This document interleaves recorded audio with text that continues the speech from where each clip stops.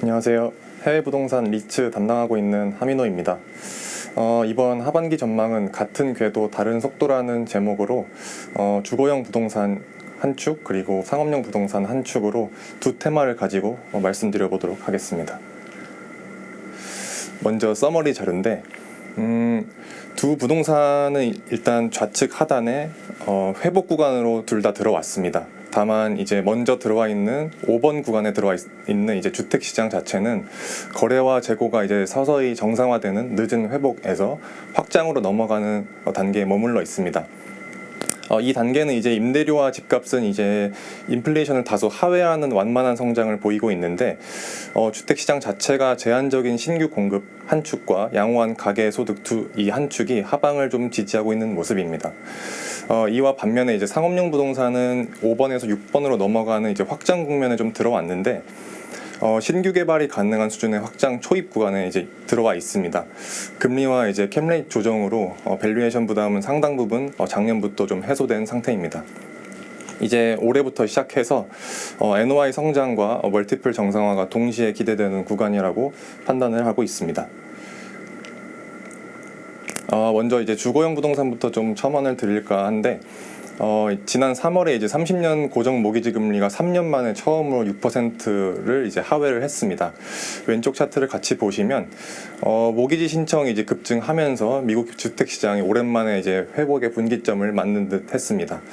다만 이제 아시다시피 이제 이란 전쟁이 발발하면서 유가 급등과 함께 인플레이션 우려로 국채 금리가 동시에 이제 상승해 버렸습니다. 이와 동시에 이제 30년 모기지 금리도 다시 이제 6.3에서 6.5%까지 반등한 모습입니다. 그 결과 이제 봄 성수기 이제 초입에 살아나던 주택 수요는 조금 이제 희석되면서 제동이 걸린 좀 상태입니다. 하반기 이제 미국 주택 시장은 이제 가격보다 공급 개월 수가 더 중요한 지표로 부각될 필요가 좀 있는데 이 지표는 이제 재고를 월 평균 거래량으로 나눈 지표입니다. 지금처럼 이제 공급이 좀 중요해진 시장에는 수급과 가격 방향을 함께 보여줄 수 있는 좋은 지표가 될 수 있습니다.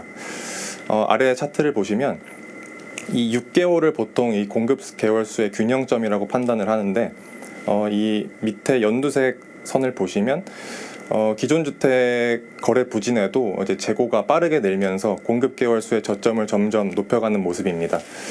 이에 따라서 이제 2027년 중 이제 균형점인 6개월에 접근할 것으로 좀 판단을 하고 있는데 이와 반면에서 신규 주택 같은 경우는 홈빌더가 이제 각종 인센티브를 확대하면서 이제 거래량을 찍어내기 시작했습니다.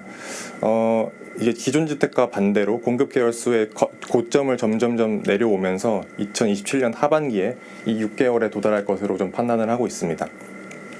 결국 미국 주택 시장의 이제 하반기 핵심은 기존 주택의 재고 정상화, 신규 주택의 거래량 회복 이 두 축이 좀 담당하는 것으로 판단을 하고 있습니다.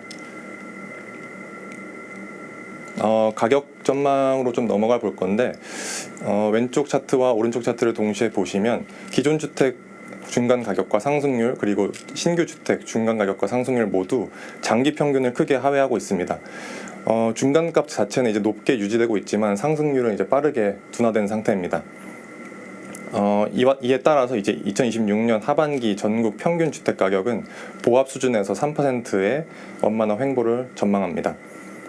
과열로 인한 상승보다 이미 높은 가격대에서의 고착 국면에 가깝다고 전망을 하고 있습니다. 전국 평균 집값이 이제 의미 있게 하락하려면 이제 공급이 계속 늘어나야 되는데 아직 이만큼 공급 부담이 누적된 단계는 아니라고 판단을 하고 있습니다. 다음은 이제 주거 비용 전망입니다. 생애 첫 이제 주택 구매자는 전체 이제 주택 거래에서 21%까지 하락해서 주거 사다리가 크게 훼손된 상태입니다. 왼쪽 차트를 좀 참조해 주시면 좋을 것 같은데 같은 기간 이제 미국 가구의 중위소득은 반면에 이제 증가세를 보이고 있습니다.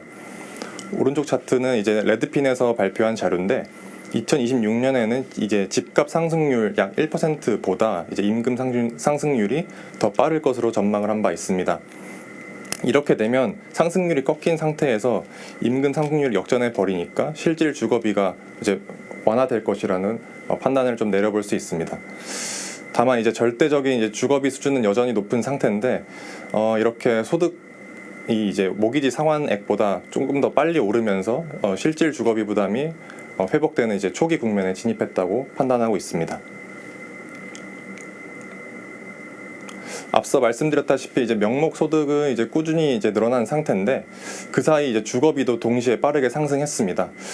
이 소득의 개선분의 상당 부분이 주거비로 흡수돼 버렸는데 왼쪽 차트에 이제 평균 임대료를 보시면 2010년대 중반은 이제 800에서 900달러 수준에 머물렀었습니다. 다만 이제 코로나가 지나고 최근 이제 1,500달러까지 이제 웃도는 수준까지 올라서 이제 레벨 부담이 굉장히 고착화된 상태입니다.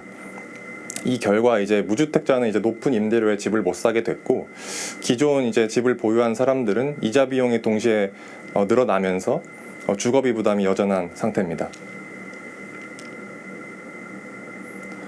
이 상황에서 홈빌더들의 업황을 좀 전망해 볼 건데 미국 대형 이제 홈빌더들은 이제 높은 집값과 이제 모기지 금리 속에서도 비싼 시장에서도 이제 돈을 버는 구조를 구축했습니다. 과거처럼 이제 단순히 집값이 오르는 거에 편승해서 돈을 버는 능력이 아니라 자기 자체 자본 능력으로 실질 구매 비용을 낮춰서 이제 수요를 유지하고 있습니다. 하반기에는 이제 주택 부족과 이제 기존 주택 재고 부족이 이제 하방을 받쳐주더라도 금리 인하가 불투명한 탓에 섹터 전반의 업사이드는 제한적이라고 판단하고 있습니다. 오른쪽 차트에는 이제 대형 홈빌더들의 주가 추이인데 변수가 너무나도 이제 많기 때문에 최근 이제 주가가 크게 부진하고 있는 흐름입니다.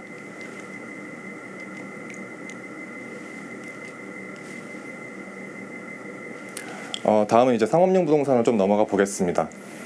주택과 다르게 이제 금리 급등과 이제 가격 조정을 상당 부분 2024년부터 소화한 상태인데요. 사이클상 이제 회복 후반부터 이제 확장 초기까지 진입을 했습니다. 다만 이번 반등은 이제 지수 전체 동반 회복이 아니라 섹터별로 이제 일부 자산은 강하고 일부 자산은 부진한 K자형 회복을 전망하고 있습니다. 아래 차트를 보시면 섹터별로 이제 시가총액을 좀 합산해 본 건데 계속해서 이제 헬스케어와 이제 산업용 부동산 그리고 데이터 센터는 시가총액이 계속 커지는 반면에 창고나 오피스 같은 전통 자산의 부분은 계속해서 시가총액 빠지고 있는 흐름 보이고 있습니다. 몇몇 이제 주요 섹터부터 좀 알아볼 건데 첫 번째는 물류센터입니다. 미국 물류센터는 이제 안정화 단계로 진입했다고 좀 판단을 하는데요. 하반기 이제 산업용 부동산은 이제 과열 이후에 이제 재고 조정을 마무리하면서 안정화 단계에 진입을 했습니다. 공실률도 이제 평년 수준인 7%대에서 이제 관리되고 있고, 다만 이제 중동 전쟁과 관세가 이제 상방 리스크로 작용하지만 미국 내에서 이제 데이터 기반 이제 제조업 수요가 시장을 크게 지지하고 있습니다. 임대료 상승률 또한 이제 과거 대비 이제 둔화됐기 때문에 신축 대형 창고의 수요가 늘어나고 전력 인프라 접근성이 늘어나면 우수한 자산의 프리미엄이 확대될 수 있다고 전망을 합니다. 다음은 오피스입니다. 2024년부터 계속 문제가 됐던 자산인데 최근 들어서 이제 대형들 위주로 이제 저점 매수가 좀 들어가는 모습입니다. 하반기 오피스 시장은 이제 장기간의 조정 이후에 점진적 회복 국면에 진입을 했습니다. 이 역시도 이제 건물의 경쟁력에 따라서 이제 차별화가 굉장히 심화된 상태인데 왼쪽 차트를 보시면 이제 미국의 오피스 시장은 공급이 줄어들면 임대료가 올라가는 전통적인 이제 실물자산 논리가 통하지 않습니다. 이 와중에 이제 AI 관련 기업들이 성장하면서 사무실과 이제 임차 수요가 매우 이제 크게 증가를 하고 있습니다. 임차를 검토하는 기업들의 이제 70% 이상이 면적을 유지하거나 확대하는 것을 선호한 바 있습니다. 이 와중에도 이제 출근율을 또 볼 필요가 있는데 주요 지역의 이제 사무실 복귀율을 보면 남부 지역은 좀 상승하고 있고 LA 같은 부진한 서부 지역은 여전히 시간이 좀 걸릴 것으로 전망을 하고 있습니다. 마지막으로 이제 멀티패밀리 자산입니다. 멀티패밀리 자산 역시 이제 공급 과잉이 좀 해소된 모습인데 2021년부터 23년 이제 착공된 물량이 공사 기간 거치면서 2024년부터 2025년까지 대규모로 공급된 바 있습니다. 이에 따라서 2026년 초기부터 이제 신규 인도 물량이 크게 감소를 했습니다. 이에 따라서 이제 올해부터 공실률이 이제 약 5% 내외에서 평년 수준으로 회귀할 것으로 전망을 하고 있습니다. 앞서 말씀드린 이제 주택 부분에서 이제 높은 모기지 금리와 가격으로 이제 자가 마련이 어려운 가구들이 이 멀티패밀리 시장으로 계속 흘러들어오고 있습니다. 하반기부터 이제 임대료가 이제 완만한 반등세로 전환될 것이라고 또한 전망을 하고 있습니다. 이 역시 이제 오피스와 마찬가지로 공급 조정이 좀 빠르고 인구 유입이 견조한 선벨트나 중남부 시장은 여전히 견조한 가운데 규제나 이제 세제 혜택이 불리한 일부 해안 도시 같은 경우에 이제 차별화가 더욱 심화될 것으로 전망을 합니다. 다음은 이제 대형 은행들의 이제 상업용 부동산 이제 대출 환경을 좀 알아볼 텐데요. 1분기 이제 미국 상업용 부동산 이제 대출 환경은 전년과 유사한 수준을 보였습니다. 다만 이제 좀 눈에 띈 건 대형은행을 중심으로 이제 우량 자산, 우량 차주에 대한 선별적 대출 기준이 완화되고 있습니다. 왼쪽 차트를 보시면 이렇게 대출 기준이 크게 완화되면서 상업용 부동산 수익률 또한 반등한 모습을 좀 볼 수 있습니다. 이제 주거용 상업용 대출 총액 자체가 2020년 이후 크게 이제 증가된 바 있는데 특히 이제 상업용 부동산은 크게 이제 우상향하면서 실물 매입 수요와 이제 은행의 공급 여력이 동시에 뒷받침되는 모습을 볼 수 있습니다. 오른쪽 차트를 참조해 주시면 2020년 이후에 상업용 부동산의 대출 규모가 주거용을 뛰어넘으면서 스프레드 또한 크게 벌어지고 있는 모습입니다.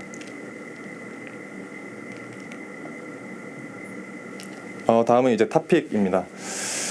타픽은 이제 프로로디스로 꼽아봤는데 앞서 말씀드렸다시피 이제 미국 물류센터 시장은 이제 반등의 기미를 좀 보이고 있습니다. 호르무즈 해협 등의 이제 공급망 불확실성은 화주들의 안전제고 확대가 요구된 바 있습니다. 이에 따라서 핵심 거점 물류센터의 구조적 수요를 이제 구축할 수 있다고 판단을 합니다. 이렇게 이제 사이클 저점에서 장기 계약과 이제 점유율을 선점한 이 프로로지스가 실적과 주가 모멘텀의 변곡점이 될 것으로 예상을 합니다. 특히 이제 이 프로로지스는 신사업으로 데이터 센터를 활용하고 있는데 이제 올해 2026년 캐펙스의 약 40%를 이 데이터 센터에 배정한 바 있습니다. 이미 5.6기가와트의 파이프라인을 보유한 바 있는데 이것도 이제 하이퍼스케일러와 10년 이상 장기 계약을 이미 다 체결해 놨습니다. 전통 물류 리츠에서도 이제 AI를 흡수하는 플랫폼으로 진화하면서 밸류에이션 멀티플을 충분히 상단에 열 가능성이 있다고 좀 전망을 합니다. 이 신사업 데이터 센터 외에도 본업인 이제 물류 인프라에서도 좀 주목할 필요가 있는데 미국과 이제 유럽, 일본 전 지역 임대율이 역사적 저점에서 반등한 모습을 보였습니다.